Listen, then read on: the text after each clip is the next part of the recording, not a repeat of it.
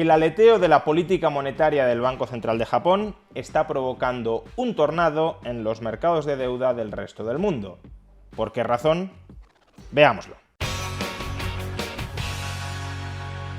Desde hace varios días, las aguas de los principales mercados de deuda pública mundiales bajan revueltas. El tipo de interés de la deuda pública española a 10 años ha vuelto a superar hoy el 4%, el tipo de interés de la deuda pública italiana a 10 años roza ya el 5%, el tipo de interés de la deuda pública a 10 años de Alemania ha superado hoy, durante unos momentos, el 3%, una marca que no rebasaba desde el año 2011, y el tipo de interés de la deuda pública estadounidense a 10 años está coqueteando ya con el 5%, un tipo de interés que no registraba desde el año 2007. Y una de las principales razones que está impulsando al alza los tipos de interés en todos los mercados de deuda pública es, aunque pueda sonar extraño, Japón. Pero exactamente, ¿qué pinta Japón en todo esto?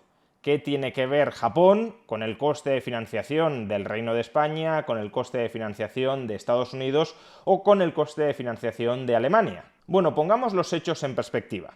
La economía japonesa es una economía tremendamente ahorradora.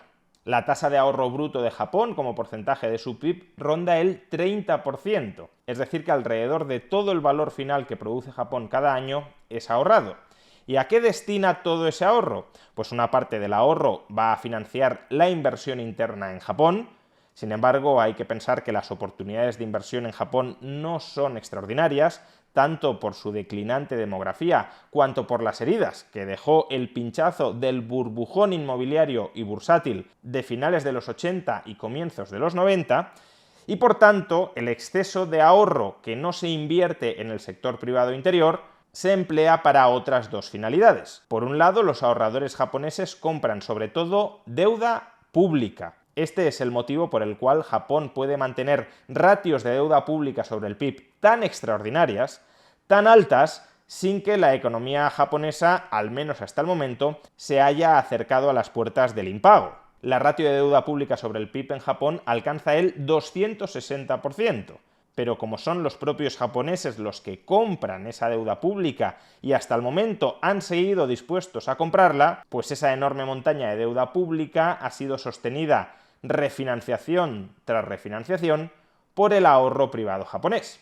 Y el tercer destino al que dirigen los japoneses su exceso de ahorro privado, financiación de la inversión interior, financiación de la deuda pública y, en tercer lugar, adquisición de activos en el extranjero. Si los japoneses no encuentran oportunidades de inversión muy rentables dentro del país, lo que hacen es invertir fuera del país, comprar activos fuera de Japón. Actualmente se estima que los japoneses poseen activos internacionales, activos no japoneses, por valor superior a los 3 billones, con 12 ceros, 3 billones de dólares. Pues bien, esta ha sido grosso modo la situación financiera de Japón durante los últimos 20 años. Ahorramos mucho, invertimos en el sector privado japonés una parte, la otra parte la destinamos a comprar deuda pública y la última parte la empleamos para adquirir activos exteriores.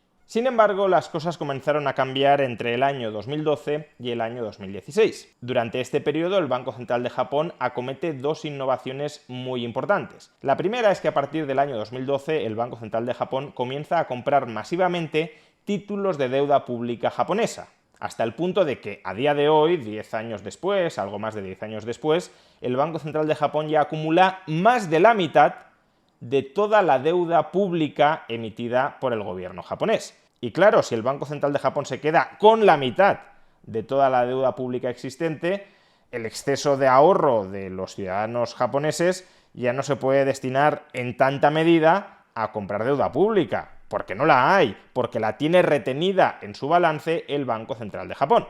Y la segunda innovación de la política monetaria del Banco Central de Japón llegó en 2016. En 2016 el Banco Central de Japón anuncia que comenzará a controlar el tipo de interés que paga la deuda pública japonesa de más largo plazo. Por ejemplo, para la deuda pública a 10 años, el Banco Central de Japón estableció un tipo de interés máximo del 0,1%. Si el tipo de interés de mercado de la deuda pública japonesa a 10 años superaba el 0,1%, el Banco Central de Japón compraría tanta deuda pública como fuera necesario para mantener el tipo de interés por debajo del 0,1%. Esto es lo que se ha conocido como control de la curva de rendimientos en Japón. El Banco Central de Japón no solo fija el tipo de interés a corto plazo del mercado interbancario, sino que también interviene en los tipos de interés a más largo plazo de la deuda pública japonesa. ¿Y por qué interviene en los tipos de interés a más largo plazo? De nuevo, para matar la rentabilidad de invertir en deuda pública a largo plazo. Si la deuda pública a largo plazo prácticamente no le paga nada al ahorrador japonés, el Banco Central de Japón espera que ese ahorrador japonés invierta más dentro del sector privado de Japón. Pero claro, también cabe la posibilidad de que el ahorrador japonés decida invertir más fuera de Japón. Si no puedo comprar deuda pública, porque casi no hay deuda pública y la que hay paga tipos de interés risibles, y si no encuentro oportunidades de inversión dentro de Japón, pues lo que hago es convertir mis yenes en dólares o en euros e invertir directamente en activos estadounidenses o en activos europeos. Ahora bien, cuando los tipos de interés en el resto del mundo también estaban muy bajos, años 2015, 2016, 2018, 2019, pues el incentivo de invertir fuera de Japón tampoco era tan intenso. Dentro de Japón me pagan el 0% y fuera de Japón me pagan poco más del 0%. Ahora bien, desde que los tipos de interés han comenzado a subir en Occidente, las cosas ya han cambiado significativamente. Los japoneses ya tienen muchos más incentivos a comprar activos financieros fuera de Japón antes que mantener su ahorro dentro de Japón remunerado a tipos de interés bajísimos. De modo que el carry trade entre Japón y el resto del mundo se ha acelerado durante los últimos 2 años. Cada vez más japoneses venden yenes para comprar dólares o comprar euros y poder invertir en activos financieros de Estados Unidos y de Europa, o cada vez más japoneses piden prestado al 0% en yenes para invertirlo en comprar deuda pública de Estados Unidos o de Europa al 3, al 4 o al 5%, y esa estrategia, ese carry trade, lo que está haciendo es depreciar el yen japonés. Si vendo yenes y compro dólares, deprecio el yen a costa del dólar. Y para frenar este carry trade, esta venta de yenes o este endeudamiento en yenes para a su vez comprar euros o dólares con los que adquirir activos financieros denominados en euros o en dólares, el Banco Central de Japón ha ido elevando el tipo de interés que permite que pague la deuda pública japonesa a 10 años. En marzo del año 2021 incrementó ese límite desde el 0,1% al 0,25%.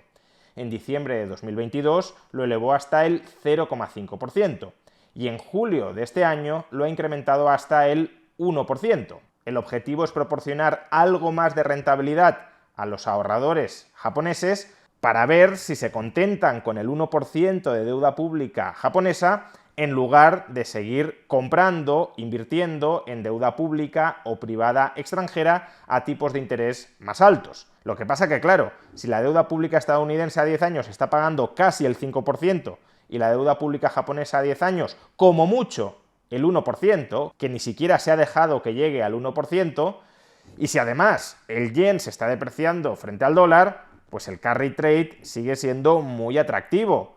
Vendo yenes, compro dólares, compro deuda pública estadounidense casi al 5%, cobro el 5% cada año, además el dólar se aprecia frente al yen y por tanto gano mucho más dinero que quedándome en deuda pública japonesa que está pagando el 0,6-0,7% y además lo está pagando en un yen que se deprecia frente al dólar.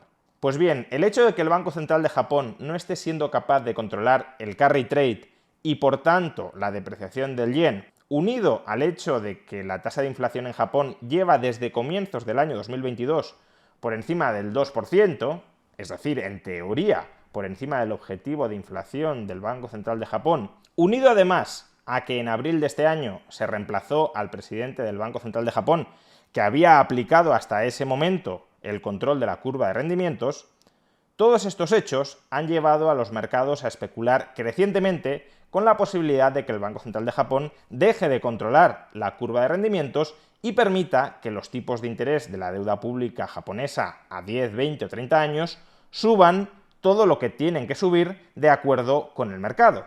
Y solo ha faltado que esta semana nos hayamos enterado de que el Banco Central de Japón discutió formalmente en septiembre cómo ir abandonando de manera progresiva el control de la curva de rendimientos. Es decir, que parece que sí se está preparando el terreno a que Japón deje de controlar el tipo de interés de su deuda pública. ¿Y eso en qué nos afecta a todos los demás? Pues en que si se revierte el carry trade, los tipos de interés de la deuda pública del resto del mundo subirán. Los ahorradores japoneses, ya lo hemos dicho, tienen 3 billones de dólares en activos en el resto del mundo. Si los tipos de interés dentro de Japón subieran bastante, empezarían a estar incentivados a vender esos activos extranjeros para comprar yenes y a su vez comprar deuda pública japonesa, ahora más elevadamente remunerada. Y claro, si los japoneses comienzan a vender deuda pública europea y sobre todo deuda pública estadounidense, lo que sucederá es que los tipos de interés de estos títulos de deuda pública subirán más de lo que han subido hasta la fecha. Y esos temblores son los que el mercado está empezando a anticipar y a incorporar en los precios de la deuda pública estadounidense y de la deuda pública europea. De ahí que, como decíamos al principio, el aleteo de la política monetaria del Banco Central de Japón esté empezando a provocar un tornado en los mercados de deuda pública de Estados Unidos y de Europa. Solo cabe esperar que ese tornado no se nos lleve por delante.